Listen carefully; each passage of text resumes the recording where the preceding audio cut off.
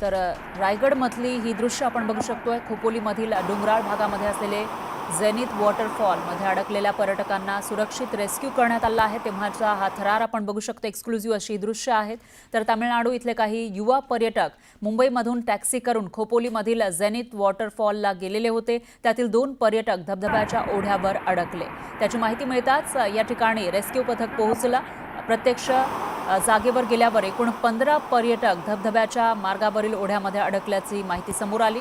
तर घाट माथ्यावर पाऊस जोरदार झाला, त्यामुळे खोपोली खंडाळाच्या सह्याद्री रांगेमधील धबधबे, ओढे, नाल्यांना पाणी बाटलेलं आहे। अशामध्ये हे पर्यटक त्या ठिकाणी अडकले होते।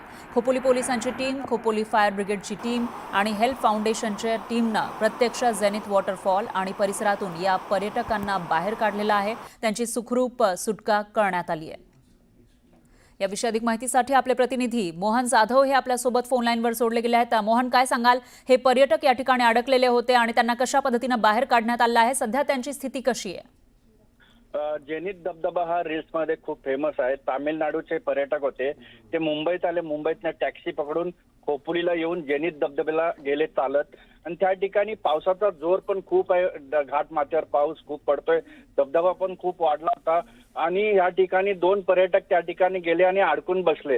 हे 15 पर्यटक होते। त्यातले मग पोलीस स्टेशनला कळताच त्यांनी रेस्क्यू टीम आणि पोलीस यंत्रणा त्या ठिकाणी जाऊन ह्या 15 जणांना वाचून खोपोली पोलीस स्टेशनला आणि ठिकाणी आणलेलं आहे।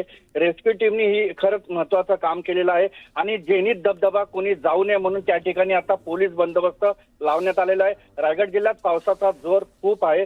धबधब्यावर कोणी जाऊ नये म्हणून जिल्हा प्रशासन आणि पोलीस यंत्रणांनी सांगितलेलं आहे। तरी हे लोक रील्स बघून या ठिकाणी असे जातात आणि अडकतात।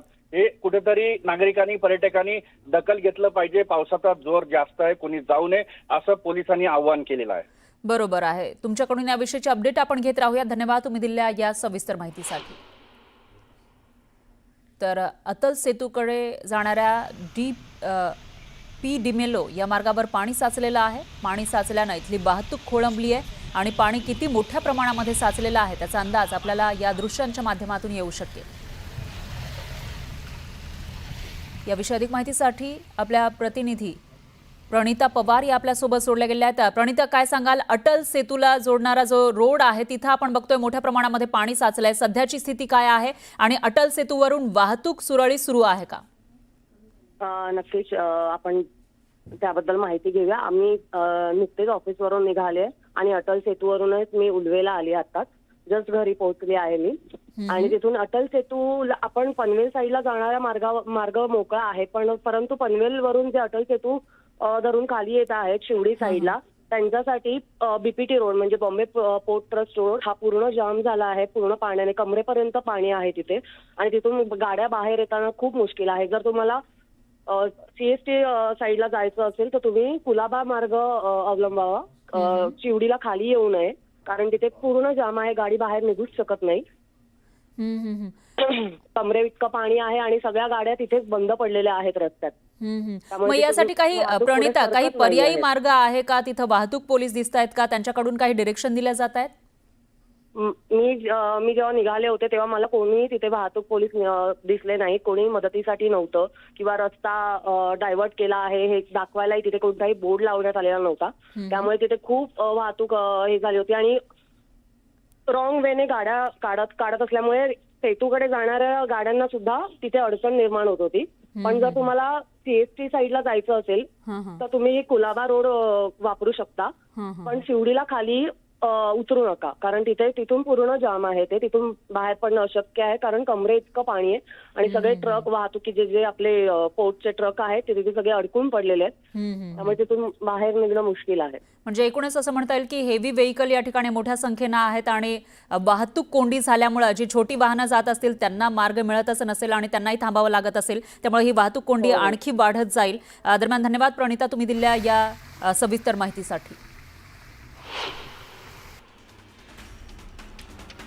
जोगेश्वरी परिसरामध्ये मुसळधार पावसामुळे भिंत कोसळलेली आहे, त्यामुळे काही घरांचंही नुकसान झालंय। मुंबईच्या साकीनाका भागामध्ये मोठ्या प्रमाणात पाणी भरलं, या भागातले रस्ते जलमय झाले, नागरिकांचे मोठे हाल होत आहेत। सायन रेल्वे स्थानकावर पाणी साचलं, त्यामुळे इकडची वाहतूक खोळंबली, तर रेल्वे विस्कळीत झाल्यामुळे मुंबईकरांचे मोठे हाल झाले. मुंबईच्या BKC मध्ये जोरदार पाऊस सुरू आहे, त्यामुळे मोठ्या प्रमाणामध्ये पाणी साचलंय. त्यामुळे नागरिकांची मात्र तारांबळ उडाली. दहिसर टोलनाका परिसर जलमय झाला आहे, त्यामुळे इथून जाणाऱ्या वाहनांना मोठ्या अडचणींचा सामना करावा लागतोय. अनेकांची वाहनं पाण्यात बंद पडली आहेत. विक्रोळी घाटकोपर मार्गावर पाणी साचलं होतं. रेल्वे ट्रॅकवर पाणी साचल्यानं रेल्वेतील प्रवाशांचाही काही काळासाठी खोळंबा झाला. त्यामुळे प्रवाशांना नाहक मनस्ताप सहन करावा लागतोय. विक्रोळीमधील उड्डाणपुलावर पाणी साचलंय. उड्डाणपुलावरील पाण्याचा निचरा होणारे पाईप साफ न केल्यानं पाणी साचल्याचा आरोप नागरिकांनी केला. बदलापूर शहरामध्ये झालेल्या मुसळधार पावसामुळे रस्त्यांना नद्यांचं स्वरूप प्राप्त झालं. बदलापूरच्या प्रेसियस हार्मनी परिसरातील मुख्य रस्त्यावर पावसाचं पाणी साचलंय. त्यामुळे नागरिकांना पुराच्या पाण्यातून अडचणींचा सामना करतच पुढे जावं लागतंय.